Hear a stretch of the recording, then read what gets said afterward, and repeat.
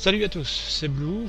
On se retrouve pour la review de l'épisode 14 de Dragon Ball Super. Donc première chose qu'on peut constater après cet épisode 15, 14, d'abord l'animation. L'animation, je suppose que vous l'avez tous remarqué, il y a une petite baisse. Il y a une petite baisse, c'est pas aussi beau que ce qu'a pu nous offrir l'épisode 13, c'est-à-dire que on voit que c'est plus ou moins, je pense, qu'il s'agit là de la même équipe qui s'occupait des épisodes 5 et 9. Bon, peut-être d'autres épisodes, je les ai pas en tête, mais bon, on sait tous que les épisodes 5 et 9 sont moches, très moches. Et je pense sincèrement que c'est la même équipe qui s'occupe de cet épisode-là. On le voit normalement au début de l'épisode, lorsque le combat Sangoku-Beerus continue, se poursuit, il s'achève dans cet épisode-là. Mais bon, oui, il y a une baisse d'animation. Mais j'ai envie de dire que c'est le premier épisode où l'animation ne gêne pas. C'est-à-dire que voilà, l'animation est un petit peu moins bonne, mais ça ne gêne pas du tout. Moi personnellement, ça m'a pas gêné. Et puis faut rappeler aussi que dans Dragon Ball Z, on a eu une pelletée d'épisodes qui étaient vraiment moches, qui étaient vraiment pas beaux, et on s'en souvient pas trop, parce que quand on se souvient de Dragon Ball Z, on se souvient que des épisodes épiques avec de superbes dessins, alors qu'il y a eu énormément d'épisodes très moches. Donc j'ai envie de dire que ce sera toujours comme ça dans la saga Dragon Ball, que vous fassiez des pétitions ou toutes sortes de choses, ça ne changera rien, il y aura toujours des équipes qui sont moins talentueuses et il y aura toujours des baisses d'animation dans certains épisodes. Mais voilà, dans cet épisode-là, ça n'a vraiment pas gêné, vraiment pas. Donc au niveau de l'épisode en lui-même, qu'est-ce qui se passe dans cet épisode-là? C'est la conclusion du combat. Donc Sangoku est redevenu, comme à la fin de l'épisode 13, Super Saiyan. Seulement Beerus l'informe que le pouvoir divin est malgré tout resté en lui. Donc Sangoku tente désespérément encore de continuer son combat contre Beerus. Mais voilà, il est inférieur. Beerus montre clairement dans cet épisode-là qu'il en avait gardé vraiment sous le pied. Il avait encore beaucoup de réserves. Il le montre. Et voilà, même en Super Saiyan divin, Son Goku n'est pas de taille. L'épisode s'arrête donc là, après quelques enchaînements. L'épisode s'arrête là. C'est une belle conclusion. J'ai trouvé que c'était une conclusion épique, beaucoup plus épique que dans le film. Là, ça passe super vite. Et on en arrive rapidement à la fin, quelques coups de poing et c'est terminé. Ici, on a eu vraiment quand même un combat vraiment dense, vraiment consistant, où on a quand même pu jauger un petit peu de la puissance des deux combattants, même si bon, je l'ai dit pour la review de l'épisode 13, c'est-à-dire que c'est pas réellement un combat. C'est pas un combat comme on a pu le voir avec Freezer, contre Cell, contre Boubou. C'est pas des combats avec une grosse tension, c'est pas le gros méchant.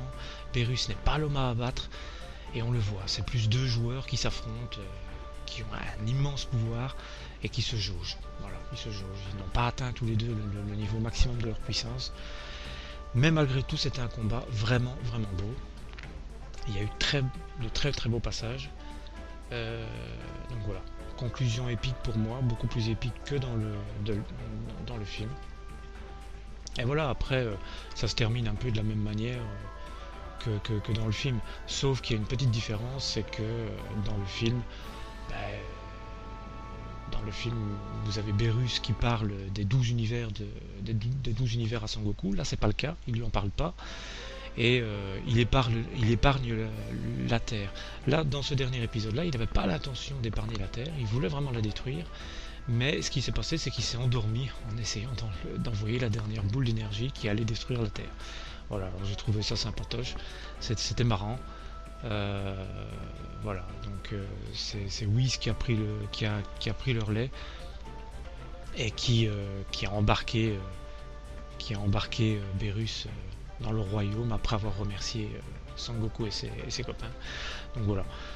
On sent évidemment qu'il y aura une grande amitié entre Beerus et Whis et toute la bande de Son Goku. Bien sûr, on va les retrouver puisque l'entraînement de Son Goku et de Vegeta va commencer auprès de Whis. À la fin de cet épisode 14, ce qui se passe, c'est qu'on voit clairement que Vegeta va obtenir le pouvoir du Super Saiyan divin. On se demandait en fait, après l'avoir vu en Super Saiyan divin, Super Saiyan dans le film La Résurrection de Freezer, on se demandait comment est-ce qu'il avait obtenu ce pouvoir de Super Saiyan divin. La réponse est donnée dans l'épisode 14, c'est-à-dire que Son Goku lui dit que la prochaine fois, c'est lui qui va être au centre de toute la série, de tout le cérémonial pour devenir Super Saiyan divin. Donc Vegeta va devenir Super Saiyan divin. Il va, tout comme Son Goku, porter ce pouvoir divin en lui. Ils vont tous les deux l'avoir et ils vont tous les deux se rendre dans le royaume des dieux pour aller s'entraîner avec Whis. Ils vont s'entraîner tous les deux avec Whis et j'ose espérer vraiment. Pour ceux qui ont vu le film La Résurrection de Freezer, vous savez très bien qu'il y a un petit passage dans le film qui montre cet entraînement avec Whis, Son Goku et Vegeta, et j'espère que dans la série ce sera beaucoup plus détaillé parce que dans le film ça n'était pas assez malheureusement. C'était vraiment très intéressant mais pas assez détaillé, mais ça n'était qu'un film. Donc là ce sera la série, j'espère qu'on aura beaucoup plus de détails, beaucoup plus de dialogue et des choses intéressantes à se mettre sous la main.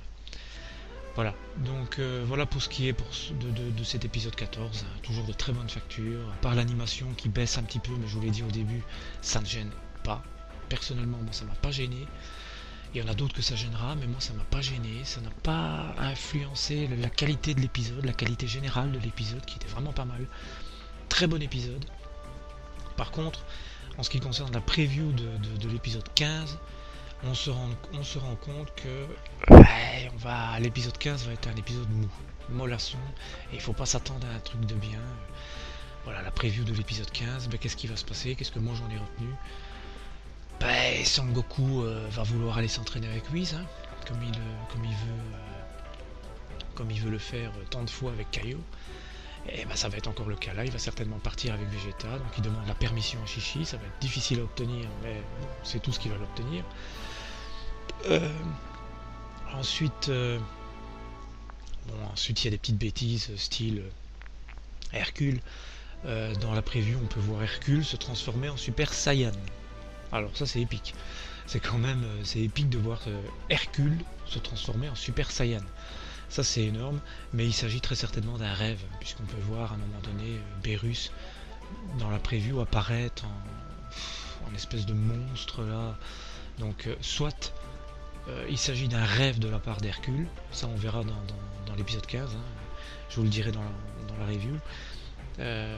Soit il s'agit de la même chose qui s'est passée après l'affrontement contre Cell, c'est-à-dire que Hercule va organiser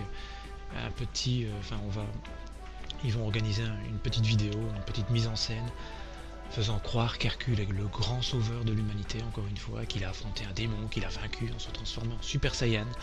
Ça c'est possible, voilà. Donc certainement qu'il s'agisse d'un rêve, ou d'une mise en scène. Mais certainement pas la réalité, bien entendu. On se doute tous que Hercule ne va pas se transformer en Super Saiyan. Mais c'était marrant, et je pense que cet épisode-là va surtout être axé sur l'humour plutôt que sur autre chose. Il n'y aura pas grand-chose à apprendre de cet épisode-là. Mais voilà, ça avance tout doucement, Là, il y aura un petit épisode, un petit coup de mou, avant de redémarrer avec certainement l'arc de Freezer, le retour de Freezer, la résurrection de Freezer. Je ne sais pas comment tout ça va arriver, je ne sais pas quand est-ce qu'ils ont prévu de faire intervenir Champa. Il est prévu que Champa intervienne, on ne sait toujours pas quand. Bon, est-ce qu'il va intervenir durant l'arc de Freezer ou est-ce qu'il va intervenir après? On n'en sait rien, mais de toute façon il va intervenir. Donc, quand ça, on le verra bien. Et voilà. Donc je vais terminer cette petite review en parlant des audiences. Des audiences de l'animé. Alors en ce qui concerne les audiences de l'épisode 13, c'est un très bon, un bon fulgurant au niveau des audiences. C'est-à-dire que l'épisode 12 était à 4,7% et pour l'épisode 13, on est passé à 6,6%. C'est énorme. C'est plus de 2% en plus. Donc c'est presque 2% en plus, pardon. Donc c'est vraiment... voilà. C'est génial, ça prouve que le public est toujours derrière cette série, c'est-à-dire qu'il y a beaucoup de